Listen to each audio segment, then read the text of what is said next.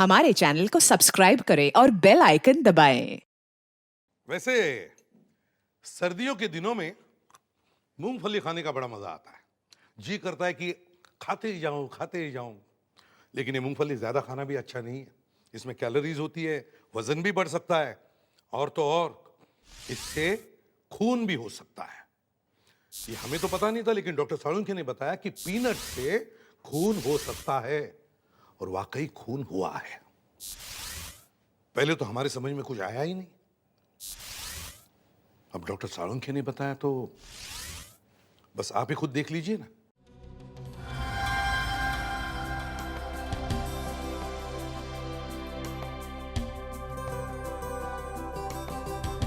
आज की शाम चमन के नाम।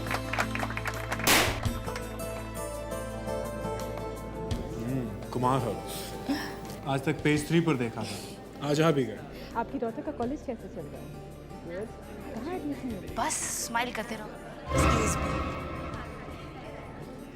Hi, I'm Prachi, Mr. Kumar's sister. Hi, I am Rachna. आप लोगों को पहले देखा नहीं मैंने। I'm sure आप मेरी भाभी के फ्रेंड्स होंगे, है ना? भाभी? हाँ प्राची, I think ये लोग आपके फ्रेंड्स हैं।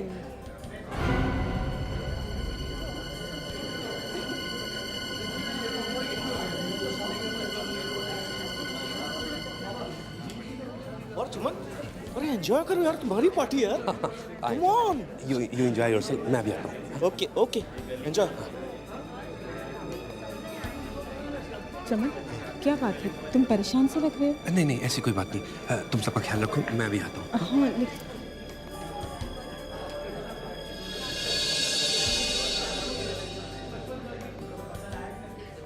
हाँ मैं आ रहा हूँ। हाँ क्रिश, ग्रेट पार्टी यार। थैंक्स। तेरे डैड का जवाब नहीं। हाँ मैं जल्दी आ रहा हूँ। मैं तेरे से मिलता हूँ अभी। क्रिश, क्रिश कहाँ? आता हूँ मॉम। मॉम, भाभी, भाभी क्या हुआ? ग्रेस, जल्दी से डॉक्टर को फोन करो। हॉस्पिटल लेके चलो। एक्सक्यूज मी, हम लोग सीआईडी से हैं। सीआईडी? अच्छा हुआ आप लोग आ गए। मैंने ही फ़ोन किया था आपको। मेरा नाम क्रिश है और ये मेरी मॉम मिसेस मालविका कुमार। और जिस किसी ने भी मेरी मॉम पे अटैक किया ना, वो बचना नहीं चाहिए। इतने जोर से आवाज करने की जरूरत नहीं है। सीआईडी को मालूम है कि क्या करना है। मॉम आप ठीक हो ना? मेरी गर्दन में बहुत दर्द हो रहा है। वहीं पे तो लगा है मॉम। अच्छा हुआ भाभी जो आपको होश आ गया, वरना मैं तो सोच रही थी कि आपके जैसी दयालु औरत पे कौन हमला कर सकता है।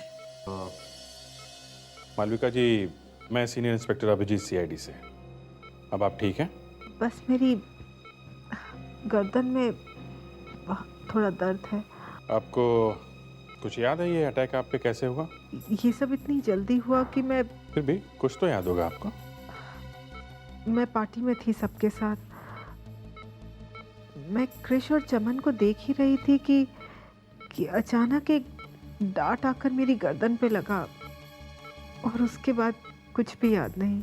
ये डांट आया कहाँ से? किसने मारा? ये देखा आपने कुछ? मैंने आपसे कहा ना, ये सब इतनी अचानक हुआ कि मैं कुछ समझ ही नहीं पाई। एक्चुअली भैया पार्टी में नजर नहीं आ रहे थे, तो मैं और क्रिश मिलके भाभी को हॉस्पिटल ले आए। इस वक्त तो उनको यहाँ होना चाहिए था। वाइफ हॉस्पिटल में है। ढूंढना ही पड़ेगा। वाइफ को किसी ने मारने की कोशिश की है और हस्बैंड गायब है।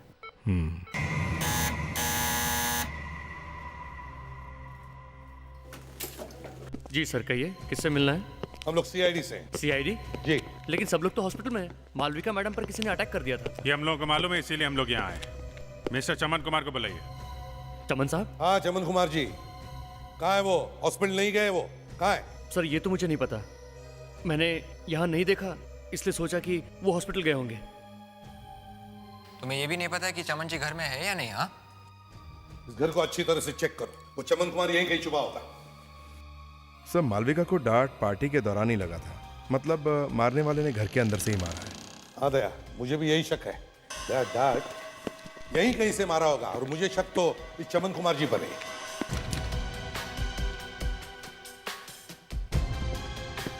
अरे ये दरवाजा क्यों बंद है? क्या हुआ अभी जी? सर ये दरवाजा बंद है यहाँ पे।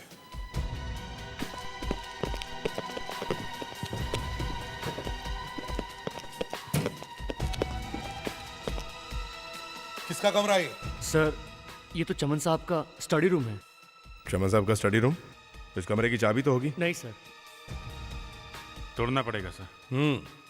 दया, मैं हूं ना, मैं किस लिए हूं सर? तो चलो ठीक है।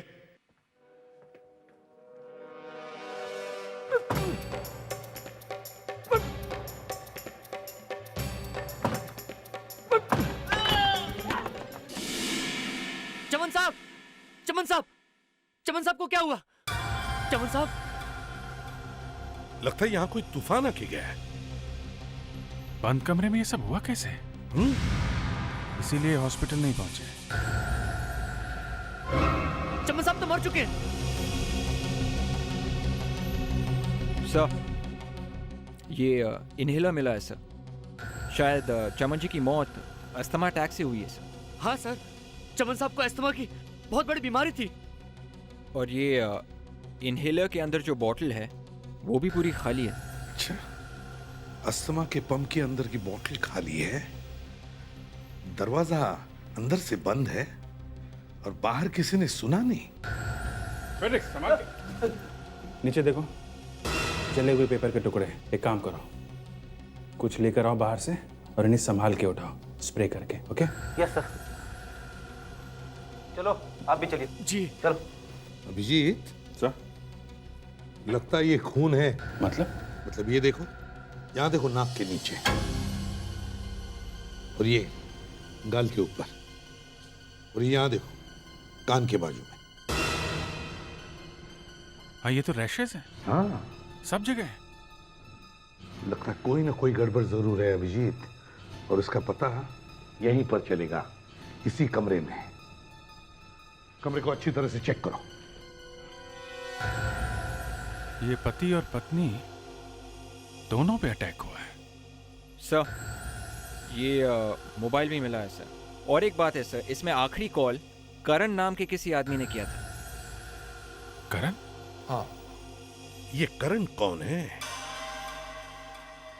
अब वो हमेशा के लिए हमें छोड़कर चले गए। नहीं भैया, हमें छोड़ के नहीं जा सकते। कहाँ डैड? मुझे डैड के पास जाना है। एक्सक्यूज मी, जब तक इन्वेस्टिगेशन पूरा नहीं हो जाता आप लोग ऊपर नहीं जा सकते। अब हमारा क्या होगा? इस घर का क्या होगा? देखिए, लगता है चमन कुमार जी का खून हुआ है। खून? खून? जी हाँ, खून। किसी ने चमन कुमार जी पर भी अटैक किया था। क्या आप कुछ बता सकते हैं किसका काम हो सकता है ये? क्या चमन कुमार जी का कोई दुश्मन या उनका किसी के साथ झगड़ा? देखिए डैड, एक बहुत बड़े बिजनेसमैन थे और कुछ लोग उनसे जलते भी होंगे, और वो उनके पार्टनर प्रणय, उनके साथ भी उनकी कुछ प्रॉब्लम चल रही थी। प्रणय बिजनेस पार्टनर है ना? और ये करण कौन है? करण?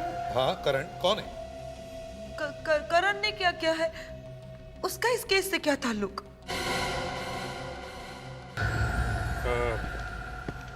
देखिए, करण वो आदमी है जिससे आपके भाई ने आखिरी बार बातचीत की थी। हमें लगता है कि करण ने ही उन्हें स्टडी में बुलाया था। मैम,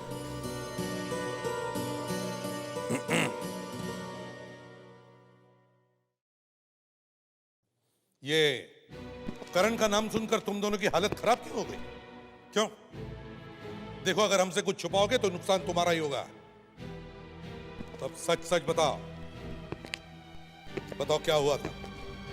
वो एक्चुअली करण चमन भैया का लॉयर है। चमन भैया अपनी वसीयत चेंज कराना चाहते थे। इसका मतलब है करण ने मिस्टर चमन को वसीयत के बारे में फोन किया था? हाँ? पता नहीं नई विल बनी भी या नहीं। डैड का क्या भरोसा। कहीं ये खून इस वसीयत की वजह से तो नहीं हुआ? क्यों? हाँ? देखो, अगर तुम दोनों कुछ बताना नहीं चाहते तो ठीक है, हम करण से पता कर लेंगे।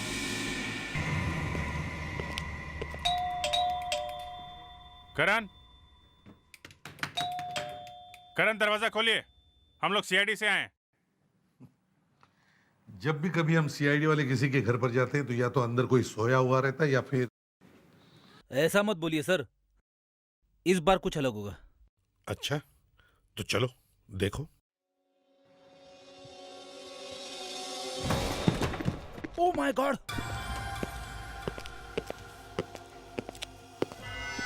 मैंने कहा था ना फ्रेडिक्स, गोली लगी है।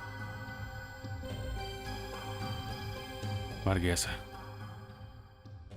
सीने पे गोली लगी है, इसका मतलब किसी ने सामने खड़े होकर गोली मारी है। हाँ,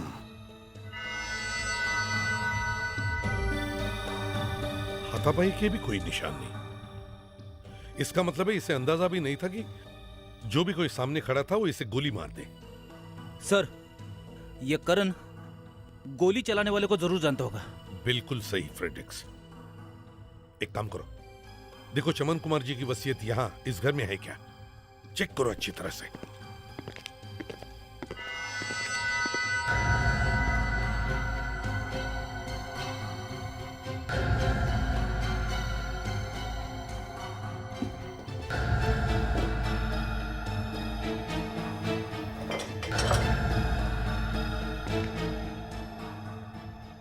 सर ये वहाँ किचन के पास मिला है।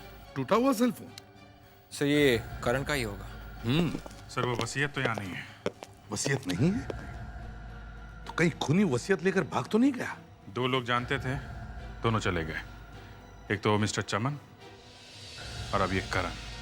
अभिजीत, कुछ तो गड़बड़ है, कुछ तो गड़बड़ है। पहले चमन कुमार जी का खून, फिर उनके लॉयर करण का खून।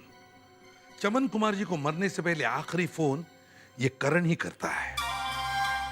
इस करण का खून चमन कुमार जी के वसीयत से जुड़ा हुआ जरूर है। डॉक्टर साहब, ये चमन कुमार और करण की लाशें चुप हैं या कुछ बोलना भी चाहती हैं? लाशें बोलना तो चाहती हैं अभिजीत, लेकिन बोल रही हैं कि सुनने वाला कोई शरीफ आदमी होगा तभी बात करेंगी। शरीफ? डॉक्टर साहब, हमारी शराफत तो दुनिया को मालूम है, आप जल्दी से ही नहीं बता दीजिए। बात तुम्हारी नहीं है, तुम्हारे साथ वो एसीपी भी आने वाला है ना। अगर एसीपी आ रहा है तो फिर नहीं, एसीपी साहब तो कहीं चले गए हैं, वो तो लैब के आसपास भी नहीं भटकने वाले। फिर हम लाशों से बात कर सकते हैं। ये देखो, जैसा तुम दोनों देख रहे हो, लाल रंग के निशान देखो, ये चेहरे पर हैं, ये पूरी बॉडी पर ये पैचेज हैं, और ऐसे ही लाल निशान ये पैरों पर भी हैं। ये देखो, तलवों पर भी, दोनों तलवों पर देखो। कोई जबरदस्त एलर्जी हुई है? हुआ ऐसा है कि चमन कुमार को अस्थमा का जबरदस्त अटैक आया। अस्थमा समझते हो ना, दमा का ऐसा जबरदस्त अटैक आया कि बेचारे की डेथ हो गई। कमरे में एसी था, ऑक्सीजन की तो कोई कमी नहीं थी, और बाहर से कुछ अंदर आया भी नहीं, तो फिर ये अटैक आया कहां से? अंदर से। अंदर ही कोई ऐसी चीज होगी, कोई ऐसी जबरदस्त चीज जिसे खाने या छूने से ही बेचारे की तुरंत मौत हो गई। डॉक्टर साहब, एक बात समझ में नहीं आ रही है, किसी चीज को छूने से आदमी मर कैसे सकता है? फ्रेडरिक्स, अगर मुझे पता होता तो मैं तुम्हें बता नहीं देता। डॉक्टर तारिका। क्या बात है डॉक्टर तारिका, आप कुछ परेशान लग रही हैं? सब कुछ ठीक है ना? वो जो एनर्जी हुआ करती थी आपके अंदर आजकल दिखाई नहीं दे रही है। कुछ नहीं सर, बस दीदी को लेकर जरा परेशान थी। 6 महीने पहले उनकी शादी हुई और जाने दीजिए सर, ये सब घर की बातें हैं। और क्या वो ससुराल वाले परेशान कर रहे हैं क्या?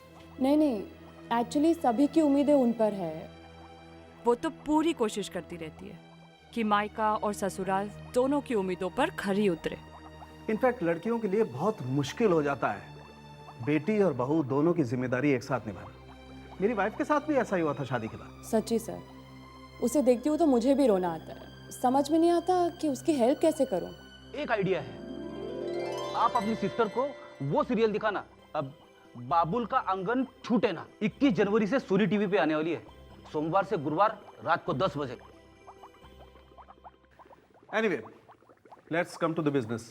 अभी हम चमन कुमार की मौत की बात कर रहे हैं। एक काम करता हूँ, मैं इन्फेक्टेड स्किन का टुकड़ा लेकर रेडिएशन करने जाता हूँ। पता लगाते हैं आखिर वो क्या चीज़ है जिसकी वजह से एलर्जी हुई है।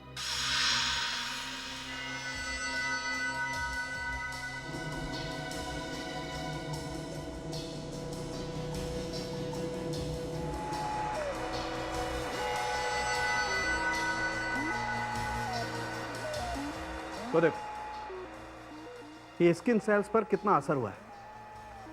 ये जो ग्रीन पैचेस देख रहे हो ना तुम, ये एलर्जी के निशान है किस चीज़ के?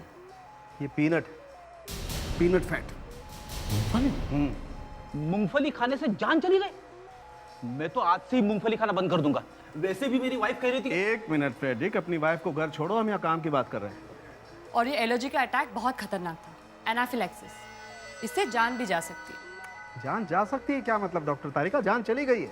मतलब किसी को पहले से मालूम था कि चमन कुमार को पीनट से एलर्जी है और पीनट से मारा उसे। सवाल ये उठता है कि चमन के कमरे में पीनट आया कहाँ से? हम लोगों ने जब कमरा चेक किया तो मूंगफली का एक दाना भी नहीं मिला। मैं खुद चल के चेक करता हूँ। डॉक्टर तारिका, तब तक आप वो जले हुए पेपर्स में से कुछ निकालिए। वो पीनट यहीं कहीं होगा जरूर। कोई ना कोई ऐसी चीज जरूर होगी जिसकी वजह से मिस्टर चमन को इतना जबरदस्त अटैक आया है।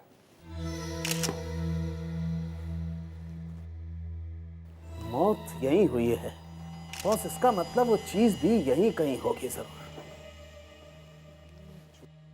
खूनी ने वो चीज छुपा के रखी होगी। बिल्कुल छुपा के रखी होगी, लेकिन तुम लोग सावधान रहना, कहीं तुम्हें ना लग जाए। तुम लोगों में से किसी को एलर्जी तो नहीं है ना पीनट से?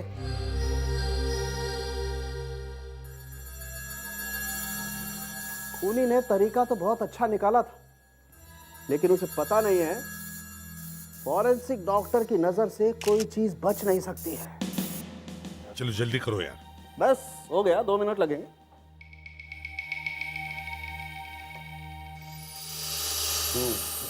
अभिजीत, ये देखो, यहाँ देखो। कुछ सॉल्यूशन जैसा लग रहा है। सॉल्यूशन जैसा? कोई खाने की चीज? कर दिया ना कबाड़ा यार। डॉक्टर तुम हो कि मैं हूं?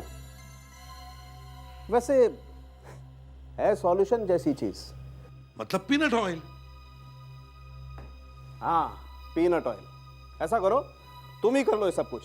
तुम्हें सब कुछ पता तो है ही। मैं चलता हूँ। सर के प्लीज, अभी भी बहुत काम बाकी है। करो यार, देखो जरा। ये फाइल के ऊपर पीनट ऑयल लगा है, कहीं ये फाइल करण तो लेके नहीं आया? मुझे भी यही लगता है अभिजीत, ये फाइल करण ही लेकर आया होगा। करण ने ही चमन कुमार को पार्टी में फोन किया। मुझे तो लगता है किसी ने करण को पैसे दिए होंगे चमन कुमार जी को मारने के लिए। सर, शायद ये काम चमन की किसी फैमिली वाले ने किया होगा सर। सिर्फ फैमिली वाले जानते थे कि चमन कुमार को पीनट ऑयल की एलर्जी थी। सर, प्रणय भी हो सकता है, चमन का बिजनेस पार्टनर। कृष्ण ने बताया था ना, आजकल दोनों में कुछ प्रॉब्लम चल रही है। चमन की मौत से प्रणय को फायदा होने वाला है, क्योंकि विल तो मिली नहीं। सारा का सारा बिजनेस जाएगा प्रणय के पास। मतलब अभिजीत, चमन कुमार के जितने भी लोग करीब थे, उन्हीं में से किसी ने ये काम किया है। पता कैसे चलेगा? क्या बॉस, फंस गए ना यहीं पे आके? हाँ, फंस गए। है तुम्हारे पास कोई रास्ता? फॉरेंसिक लैब का रास्ता। यस डॉक्टर तारिका, कुछ अच्छी खबर? लगता है इस पेपर पे क्या लिखा था उसे हम पढ़ सकते हैं। ऐसा हुआ तो ये केस एकदम साफ हो जाएगा। हाँ, पेपर लाश के पास मिले और जले हुए हैं, कुछ तो बात होगी। चलिए देखते हैं क्या मिलता है।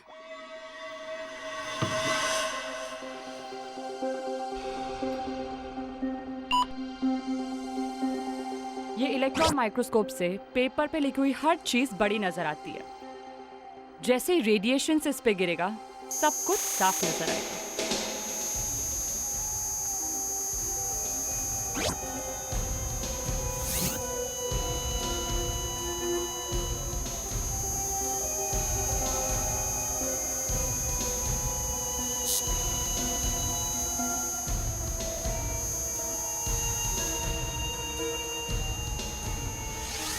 तो कुछ तो दिख रहा है सर। थोड़ा और बड़ा हो जाएगा तो सब समझ में आ जाएगा। जनवरी 2008। सर ये तो जनवरी का है सर। मिल गई सर। यही वो नई विल है जो चमन कुमार ने मरने से पहले बनाई थी सर। रिलैक्स रिलैक्स रिलैक्स, हम लोग को भी दिख रहा है। Sorry sir. सर इसका मतलब चमन जी नई विल बना रहे थे जब उनकी मौत हुई थी सर। और ये जो नई वसीयत है खूनी ने ही जलाई होगी सर। खूनी ने चमन कुमार का खून करने के बाद वो नई वसीयत जलाई थी। इसका मतलब है पुरानी वसीयत से खूनी को कोई फायदा नहीं है। नई वसीयत, पुरानी वसीयत, विल विल विल। यहाँ मेरे भैया की जान चली गई है और आप लोग हैं, क्या आपको विल की पड़ी है? प्राची जी, चमन कुमार जी का खून भी इसी वसीयत की वजह से हुआ है, समझी? और इस वसीयत में गड़बड़ भी इसी परिवार में से किसी ने की है। आप कहना क्या चाहते हैं? अपने भैया का खून हमने किया है? वो जो कोई भी है ज्यादा दिन तक छुप नहीं सकता। हमें छुपाने की क्या जरूरत है? अभी नाटक बंद करो और सच सच बताओ, क्रिश कहाँ है? कहाँ है क्रिश? मुझे क्या पता, गया होगा अपनी माँ के पास हॉस्पिटल में। प्राची बुआ, अरे भाभी आप? शर्म आनी चाहिए प्राची। अभी अभी इनकी मौत हुई है और तुम हो कि सबके सामने ये। संभालिए अपने आप को मॉम, आपकी तबीयत पहले से ही बहुत खराब है। सॉरी मालविका जी, लेकिन क्या करें, हमें तो अपनी ड्यूटी करनी ही पड़ती है। जी। देखिए, हमें एक वसीयत के कुछ टुकड़े मिले, जले हुए टुकड़े। पुरानी वाली के या नई वाली के? मिस्टर चमन की डेड बॉडी के पास मिले हैं वो टुकड़े। इसलिए हम जानना चाहते हैं कि वो क्या चीज है जो मिस्टर चमन अपनी विल में से बदलना चाहते थे। देखिए, ये बात तो भैया के वकील ही बता सकते हैं। चमन अपनी विल में क्या बदलना चाहते थे ये तो उन्होंने घर पर किसी को नहीं बताया, लेकिन मुझे लगता है वो क्रिश के बारे में कुछ सोच रहे हैं। भाभी, ये बात सिर्फ करण बता सकता है। बिल्कुल सही कहा प्राची जी, बिल्कुल सही। और खूनी कौन है ये तो हम करण से भी उगलवा सकते हैं। आप तो जानती हैं मालविका जी कि सीआईडी वाले तो मुर्दों से भी सच उगलवा सकते हैं। सर आई एम अनुज, क्या कर सकता हूँ आपके लिए? मर्डर्स, दो मर्डर्स और एक अटेम्प्ट टू मर्डर। मतलब? करण का खून हो गया, मालूम है ना आपको? हाँ? अच्छा, अब मैं समझा। आप करण सर की मर्डर केस की जांच करने आए हैं। हम ये पता करने आए हैं कि चमन जी का वसीयत कहाँ है। करण ने चमन जी का वसीयत बनवाया था ना? हाँ? और वो भी एक नहीं, दो विल? मुझे तो एक के बारे में भी पता नहीं है, वो सब करण सर ही देखते थे। अब वो इस दुनिया में। अब चुपचाप जल्दी से जो कुछ भी मालूम है फटाफट बता, समझा? वरना यहाँ ऑफिस में सबके सामने तेरी इज्जत का हलवा बना दूंगा। पिछले 2 हफ्तों से चमन कुमार जी और उनके पार्टनर प्रणय बहुत बार यहाँ पर आए थे। वसीयत के लिए आ रहे थे? ये मत पूछिए प्लीज। क्यों? मुझे इसके बारे में वाकई कुछ नहीं मालूम। बस इतना मालूम है कि चमन कुमार जी बहुत परेशान रहते थे। अच्छा, तो फिर करण जी के पास उस वसीयत की कॉपी होगी? हैं? ये मैं नहीं जानता। देखो ऑफिस में यहाँ कोई कॉपी है क्या? Excuse me, 1 minute.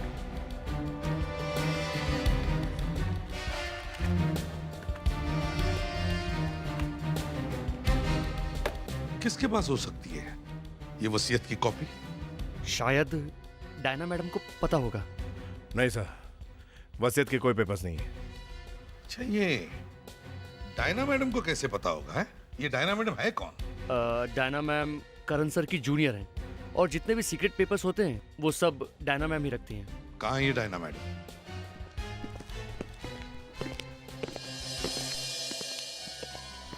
मैम।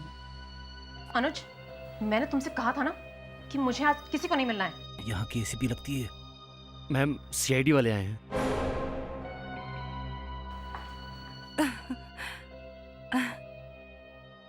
करण सर की मौत से हम सब अभी भी बहुत शोक में हैं। देखिए डायना जी, चमन कुमार और करण जी के खून में एक बात कॉमन है, वो है चमन कुमार जी का विल, वसीयत। क्या आपको मालूम है ये विल कहाँ है? मुझे? जी हाँ, आपको। इस ऑफिस का सारा कॉन्फिडेंशियल काम तो आप ही देखती है ना। हमें पता चला है कि आपको सब मालूम है।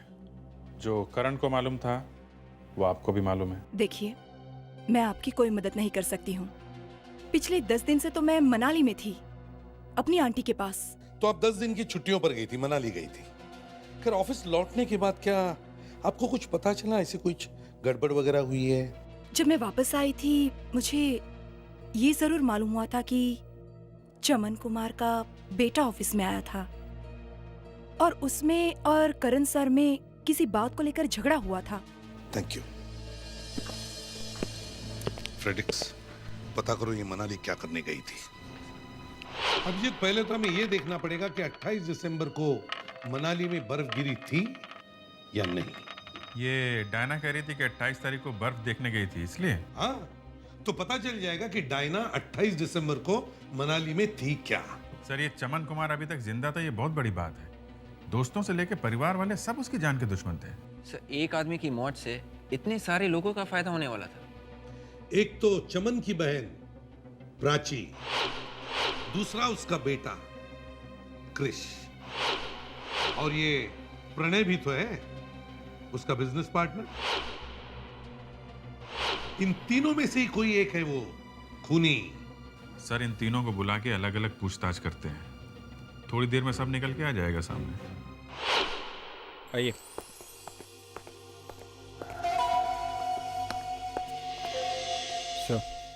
आइए आइए आइए। देखिए, फैमिली का झगड़ा है, इसमें मुझे क्यों इन्वॉल्व कर रहे हैं? इसमें मेरा क्या लेना देना है? वो हम लोग देखते हैं आपका लेना देना है कि नहीं। इनसे पूछिए ना। और हमने किया ही क्या है? अभिजीत, तुम जरा प्रणय को वहां बिठाओ और पूछताछ करो। आइए प्रणय जी, आइए। कम।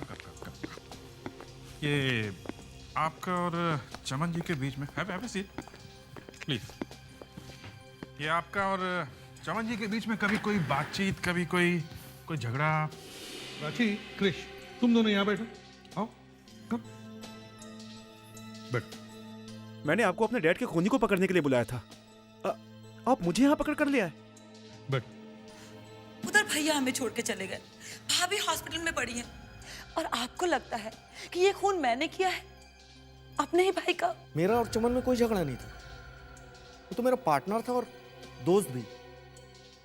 मैं तो उसकी काफी सीक्रेट बातें जानता था। चमन अपनी फैमिली को बहुत प्यार करता था।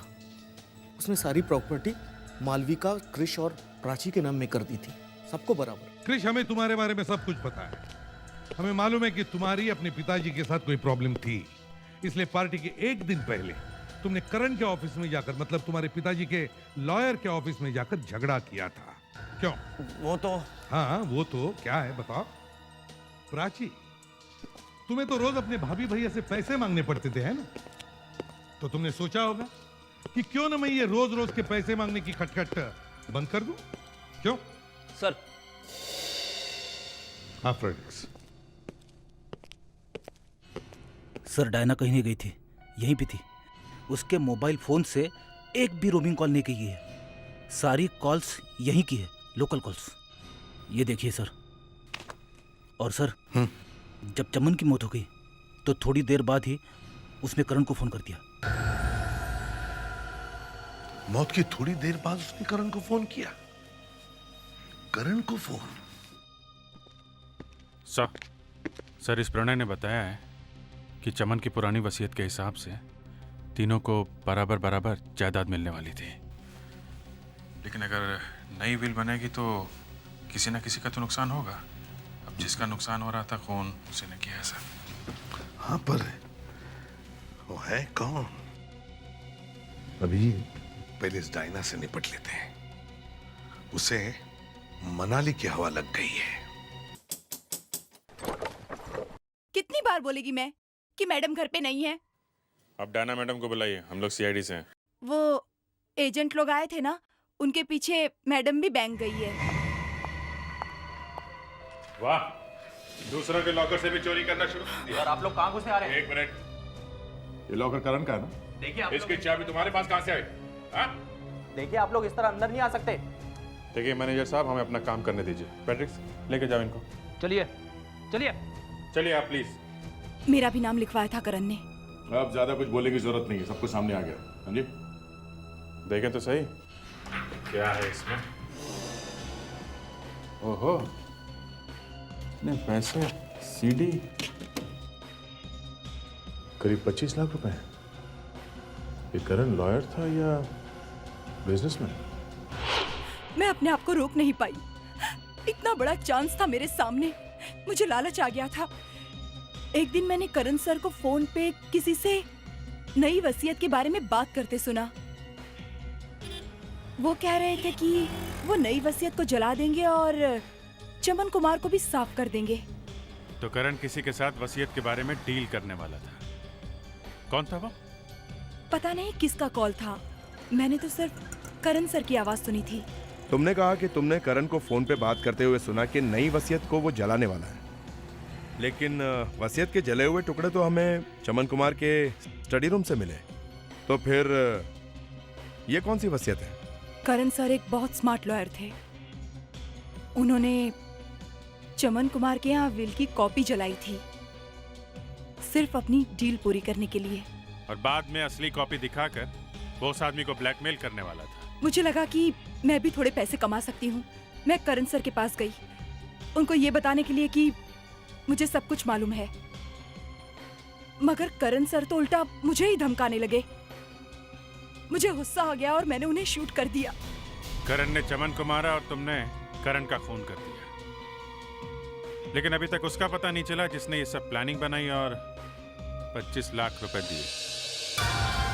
ओह, तो ये है वो वसीयत, मिस्टर चमन कुमार की विल, जिसकी वजह से ये आग लगी है। आग लगी? सर, आग तो कहीं नहीं लगी थी। अरे फ्रेडरिक्स सर का कहने का मतलब है जो 2-2 खून हुए हैं।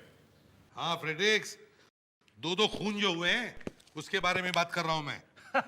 मैं तो कंफ्यूज हो गया था सर, वही मैं सोचूं कि आग लगी और मुझे कैसे नहीं दिखी। चलो कोई बात नहीं, पढ़ो इस विल को।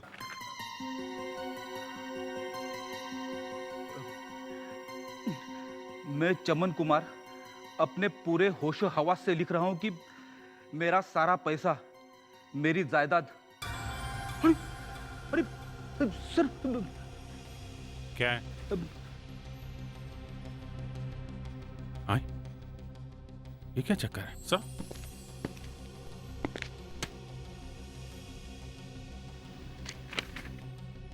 माय गॉड, तो ये बात है, इसकी वजह से ये खून हुआ है। अभिजीत, इस सीडी को चला के देखो। करण ने ये सीडी अपने लॉकर में छुपा के रखी थी, इसमें जरूर कुछ होगा।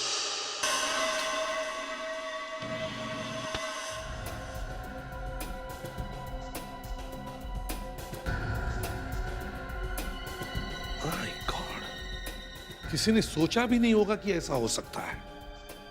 अभिजीत, इस चमन कुमार के पूरे परिवार को बुलाओ। हाँ सर, अब तो सबको बुलाना ही पड़ेगा।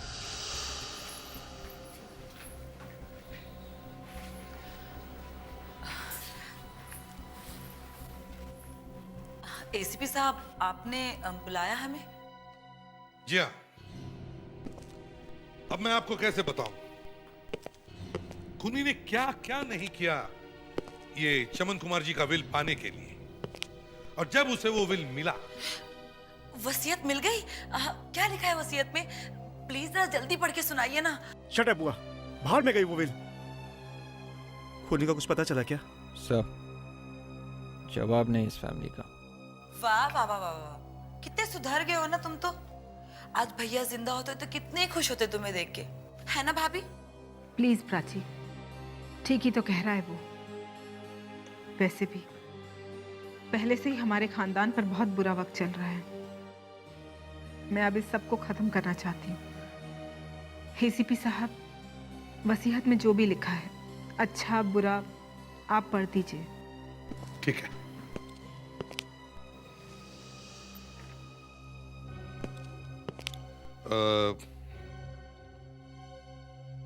नहीं अभिजीत, जरा तुम ही पढ़ लो। मैं? हाँ पढ़ लो, ये इतनी बुरी खबर है, मैं नहीं पढ़ सकता। अब ड्यूटी तो करनी ही है, मैं ही पढ़ देता हूँ। मैं चमन कुमार अपने पूरे होश में अपनी सारी प्रॉपर्टी, कैश, एसेट्स।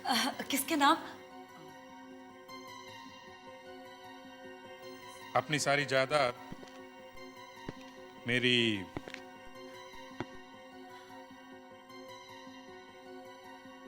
मेरी बेटी डायना के नाम कर रहा हूं।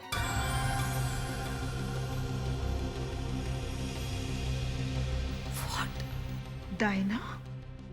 ये आप क्या कह रहे हैं? भाभी ये क्या हो रहा है? मैं कुछ नहीं कह रहा हूँ। ये तो चमन कुमार जी ने खुद लिखा है। डैडी का दिमाग खराब हो गया था क्या? और ये डायना, पापा की बेटी, ये सब क्या है मॉम? क्रिश प्लीज, अपने पापा के बारे में ऐसे नहीं बोलते। और वैसे भी वो अब इस दुनिया में नहीं रहे। लेकिन अगर उन्होंने खुद डायना को अपनी बेटी मानकर उसे अपनी सारी प्रॉपर्टी दी है, तो एसीपी साहब मुझे ये विल मंजूर है। ये क्या कह रही हैं आप मॉम? अब हमारा क्या होगा? बस क्रिश, अब इस बारे में और बात नहीं होगी। एसीपी साहब, विल में जो लिखा है सो लिखा है। आप बस इतनी मेहरबानी करिए कि मेरे पति के कातिल को ढूंढ दीजिए। मालविका जी, ये हमारा प्रॉमिस है कि खूनी बहुत जल्दी पकड़ा जाएगा। चलो अब यहाँ से। अब तक तो सिर्फ भाई भाभी के सामने हाथ फैलाती थी, अब न जाने किस किस के सामने हाथ फैलाना पड़ेगा। उफ। अब क्या होगा सर? वही होगा जो मंजूरे खुदा होगा। इतनी रात को कौन आया है?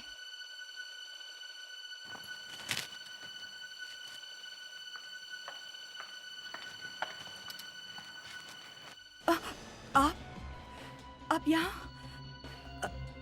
इस वक्त? आप मुझे ऐसे क्यों देख रही हैं? मेरे पास कुछ नहीं है। अच्छा, तो तुम हो चमन की वो बेटी। अगर मुझे पहले पता होता तो इतनी प्रॉब्लम ही नहीं होती। मैं तुम्हें पहले ही खत्म कर देती। ये आप क्या कर रही हैं? इसमें मेरा क्या कसूर है? सारा कसूर तुम्हारा ही है। मैं तो आपकी बेटी जैसी हूँ। मेरी कोई बेटी नहीं है, और चमन की भी एक ही औलाद थी। मेरे क्रिश को ही सारी प्रॉपर्टी मिलनी चाहिए। वाह मालिका जी।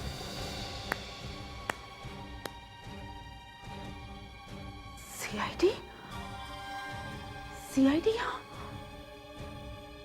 इसका मतलब ये आप लोगों की चाल थी मुझे पकड़ने के लिए। क्यों, प्लानिंग सिर्फ आप ही कर सकती हैं? हैं? वैसे मान गए आपके दिमाग को? बहुत टैलेंटेड है आप, काफी अच्छी एक्टिंग कर लेती है। ये सब इसी की वजह से हुआ है। इसी ने हमारे खानदान को बर्बाद किया है। पार्टी की रात तो चमन जी की सिर्फ बॉडी का खून हुआ था, अंदर से तो वो बहुत पहले मर चुके थे। उन्हें आपकी प्लानिंग ने नहीं, आपके धोखे ने मारा था। मैं चमन कुमार अपने पूरे होशो हवास में स्टेटमेंट दे रहा हूं। मुझे लगता है कि कोई मेरी जान लेना चाहता है, इसीलिए मैं ये स्टेटमेंट रिकॉर्ड कर रहा हूं। मेरी वाइफ मालिका ने मुझे धोखा दिया है। इतना बड़ा झूठ, जिस बेटे को मैंने 24 साल इतने प्यार से बड़ा किया, आज पता चला वो मेरा खून ही नहीं। लेकिन मैं अपनी मेहनत की कमाई को किसी बेईमान के हाथ में नहीं जाने दूंगा। मेरी सारी प्रॉपर्टी, कैश, इन्वेस्टमेंट्स मेरी छोटी बहन प्राची को मिलेगा। तो आप लोगों ने विल के बारे में मुझसे झूठ कहा। आपका असली चेहरा सामने लाने के लिए। आपके नए विल में सब कुछ प्राची को मिलता है। अब आप तो जाएंगी जेल और आपका बेटा क्रिश आएगा सड़क पे। ऐसा कभी नहीं होगा। अगर किसी ने हिलने की भी कोशिश की या मुझे रोकने की कोशिश की तो मैं इसे मार दूंगी। छोड़ो उसे। मैं कुछ भी कर सकती हूँ। देखिए, आप हट जाइए। ऑफिसर हट जाइए। छोड़िए आप प्लीज। मैं मार सकती हूँ, मैं कह रही हूँ मैं मार सकती हूँ। माय गॉड, ये धुंध कहाँ से आ गई? मालविका जी, मालविका जी सामने आ जाइए। मालविका जी कहीं कहीं आसपास होगी, ढूंढो ध्यान से।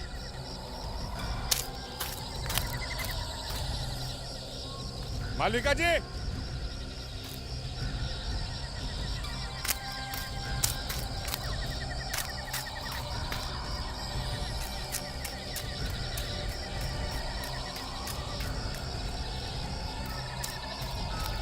वो